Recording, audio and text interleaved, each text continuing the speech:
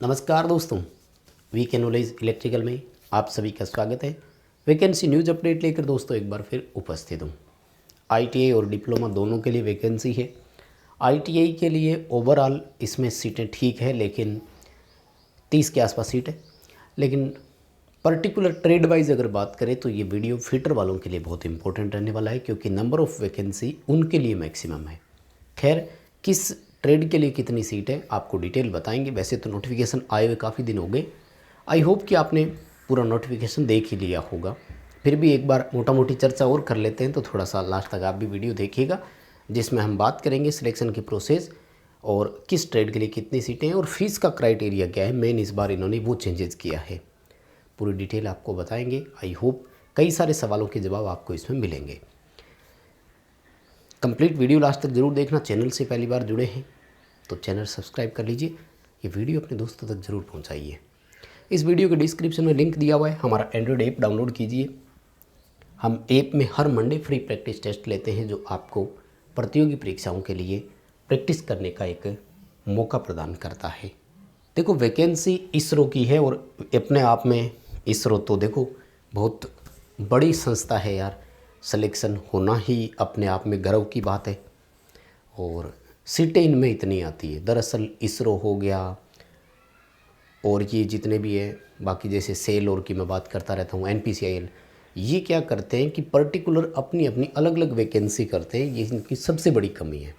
अभी जैसे ये इसरो का है ना, तो ये है आपका तमिलनाडु महेंद्रगिरी का जो इसरो है प्रोपल्सन कॉम्प्लेक्स में।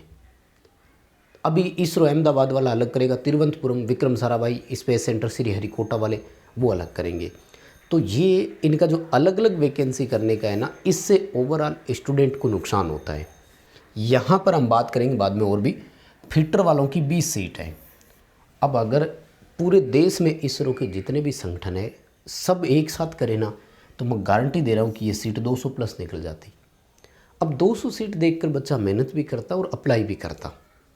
खैर, इसमें पहली चीज़ तो ये है कि बच्चे पूछते हैं कि हम भर सकते हैं, कौन भर सकता है। तो देखो, ये सेंटर लेवल की वैकेंसी है। डायरेक्ट इस पर गवर्नमेंट ऑफ इंडिया, भारत सरकार के नियम लागू होते हैं।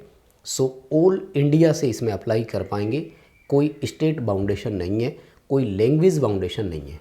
वैसे पोस्टिंग तो महेंद्रगिरी जो तमिलनाडु में है वहाँ पर होनी है पोस्टिंग तो आपकी, बट अप्लाई कर सकते हैं आप ऑल इंडिया से, वो कोई इश्यू नहीं आएगा। कोई लैंग्वेज का विशेष ज्ञान और वो होना ज़रूरी नहीं है। जैसे अभी बेंगलुरु मेट्रो में आया था तो वहाँ कन्नड़ भाषा उन्होंने कंपलसरी किया था।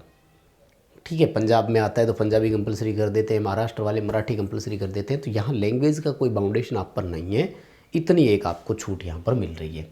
और जो स्टेट गवर्नमेंट में और सेंट्रल गवर्नमेंट में नियम आपके कॉमन है वो लागू होंगे। यानी अगर आप केंद्र सरकार में रिजर्वेशन कोटे की मैं बात करूं, तो केंद्र सरकार में जितने भी रिजर्वेशन के आपको बेनिफिट मिलने हैं वो सारे यहाँ पर मिलेंगे। यानी कोई यूटीज़ और उसकी बात नहीं कर रहा हूँ मैं, डायरेक्ट केंद्र सरकार का है। ये आप देख रहे हैं, अंतरिक्ष विभाग भारत सरकार गवर्नमेंट ऑफ इंडिया का है। ठीक है, मैं थोड़ा सा जूम कर देता हूँ अगर आपको दिखाना चाहूँ तो मैं। वैसे तो खैर नोटिफिकेशन आपने पढ़ ही लिया होगा और हमारे टेलीग्राम पर भी ये नोटिफिकेशन आपको मिल जाएगा।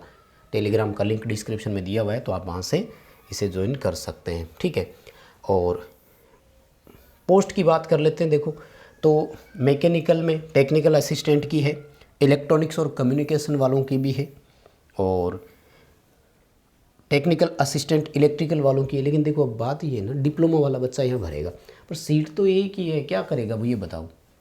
अनरिजर्व की है, पूरे देश में कॉमन की कंप्यूटर जितने भी आ जाओ इलेक्ट्रिकल वाले, फिर ऐसे काम थोड़ी होता है। चलो टेक्नीशियन पर थोड़ी सी बात कर लेते हैं, है ना। देखो, टेक्नीशियन बी फिटर वालों के लिए 20 सीट है। इसमें से 2 एक्स सर्विसमैन के लिए रिजर्व है, वो कोई बात नहीं। इलेक्ट्रॉनिक मैकेनिक की 3 सीटें हैं, वेल्डर की 3 सीटें हैं, एसी वालों की 1 सीट है और इलेक्ट्रीशियन वालों की 2 सीटें। अब देखो, ये सीटें इस तरह से ख़राब कर जाती है। 2 सीटों के लिए बच्चा कंपटीशन लड़ेगा, कैसे लड़ेगा, बात समझ से परे हो जाती है। और एजुकेशनल क्राइटेरिया पर बात कर लेते हैं। तो देखो, एजुकेशनल क्राइटेरिया बड़ा स्पष्ट साफ शब्दों में लिखा हुआ है। 10th पास होना चाहिए और उसके साथ इलेक्ट्रीशियन ट्रेड में NCVT का कोई सर्टिफिकेट होना चाहिए, ठीक है। NTC हो तो भी चलेगा और NAC हो तो भी चलेगा। ये क्या होते हैं, थोड़ी डिटेल इस पर चर्चा करें। NTC का मतलब होता है national trade certificate, trade certificate का मतलब होता है ITI, और NAC का मतलब है नेशनल अप्रेंटिसशिप सर्टिफिकेट, यानी डायरेक्ट आपने अप्रेंटिसशिप कर रखी हो। जैसे NCL है, 10वीं के बाद सीधे इलेक्ट्रीशियन में अप्रेंटिसशिप करवाते हैं वो, तो वो भी ITI के समकक्ष ही होता है, ठीक है भाई। इलेक्ट्रीशियन वालों के लिए 2 सीटें हैं, अब आप चाहो तो अप्लाई कर देना, सीधी सी बात है, ज़्यादा हवा बनाने की ज़रूरत नहीं है। फिटर वालों के लिए फ़ायदा है, और फ़ायदा इसमें एक ये हो रहा है कि फ़ीस इस बार ये सबको वापस करेंगे। हालांकि एक बार तो लेंगे, ठीक है, एक बार तो फ़ीस लेंगे, लेकिन बाद में फ़ीस है जो वो आपको वापस दे देंगे, ठीक है। और कुछ बच्चे अपीयरिंग वाले पूछते हैं कि ध्यान रखना 24 अप्रैल तक क्वालिफाई आप होने चाहिए तो ही भर पाएंगे, ठीक है।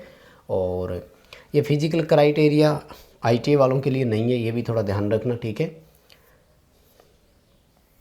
और एज कितनी है वो भी अगर मैं बात करूं तो काफ़ी एज है इसमें, लगभग ये रहा एज का डाटा आ ही गया ना, तो 18 से लेकर के 35 वर्ष तक की एज है। फायरमैन वाले बच्चों के लिए 25 वर्ष की एज है, बाकी सारे अनरिजर्व कैटेगरी में 35 वर्ष तक भर पाएंगे, तो बाकी सबको छूट हो रहा है। SC ST को 5 वर्ष, OBC को 3 वर्ष। मौका बहुत दे रहे हैं, लेकिन सीटों के मामले में मौका नहीं दिया तो क्या करे, बच्चे जाएंगे कहाँ, समझ से परे ही है भाई। यही इलेक्ट्रीशियन की 2 की जगह 200 सीटें होती तो भरते ना फॉर्म, सब बच्चे इंटरेस्ट दिखाते, पर कोई मतलब नहीं है अभी फ़िलहाल। और टेक्नीशियन B के लिए देखो लेवल 3 में आपको रखा जाएगा 21,700 से 69,100 रुपये का बेसिक रहेगा। पे स्केल बहुत शानदार है। ITI वाले बच्चों के लिए इस पे स्केल में मुझे कोई एतराज़ नहीं होता है, बहुत बढ़िया पे स्केल है ये सेंट्रल गवर्नमेंट के अकॉर्डिंग। सिलेक्शन की प्रोसेस कैसी रहेगी टेक्नीशियन के लिए, देखो रिटन एग्ज़ाम होगा और उसके बाद में स्किल टेस्ट देना होगा। स्किल टेस्ट केवल क्वालिफाई इन नेचर होगा। रिटन एग्ज़ाम में 80 क्वेश्चन आएंगे, 90 मिनट का समय मिलेगा, ठीक है। 1 नंबर सही करने पर मिलेगा और 1/3 की नेगेटिव मार्किंग भी रहेगी। सिंपल बेसिक भाषा में बता दी है मैंने आपको। टेक्नीशियन B ITA वालों के लिए रिटन एग्ज़ाम में 80 क्वेश्चन आएंगे, 90 मिनट का समय रहेगा, और 90 मिनट के समय के दौरान आपको 1/3 नेगेटिव मार्किंग ध्यान रखनी है। और स्किल टेस्ट तो आपका केवल पास करना है, केवल क्वालिफाई करना है, तो आप चाहे ट्राई ज़रूर कर सकते हैं, ठीक है। और बाकी कोई और जानकारी आपको अगर चाहिए तो पूरा नोटिफिकेशन पढ़ लेना, और नोटिफिकेशन आपको हमारे टेलीग्राम पर भी मिल जाएगा, तो आप वहाँ से ले सकते हैं। क्रूशियल डेट के बारे में बात करें तो 27 मार्च से इसका अप्लाई होना स्टार्ट हो चुका है, और आई थिंक 25 अप्रैल इसके लिए लास्ट डेट है। फ़ीस कितनी है देखो, फ़ीस है 500 रुपये है ITA वालों के लिए, और एक बार सबको देनी है। जो बच्चे पेपर देने के लिए जाएंगे उनमें से रिजर्व कैटेगरी तो पूरे 500 रुपये वापस मिल जाएंगे, और अनरिजर्व EWS और OBC वाली कैटेगरी वाले बच्चे जितने भी हैं उनको 400 रुपये वापस मिल जाएंगे।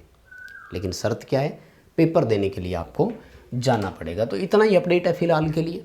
बहुत धन्यवाद सभी को यहाँ तक जुड़ने के लिए। लाइक कर दो अगर कर सकते हो तो। इलेक्ट्रीशियन वालों के लिए सीट नहीं है तो लाइक तो वो कैसे करेंगे, फिर भी फिटर वाले बच्चों तक इसे ज़रूर पहुँचाइए। बहुत धन्यवाद।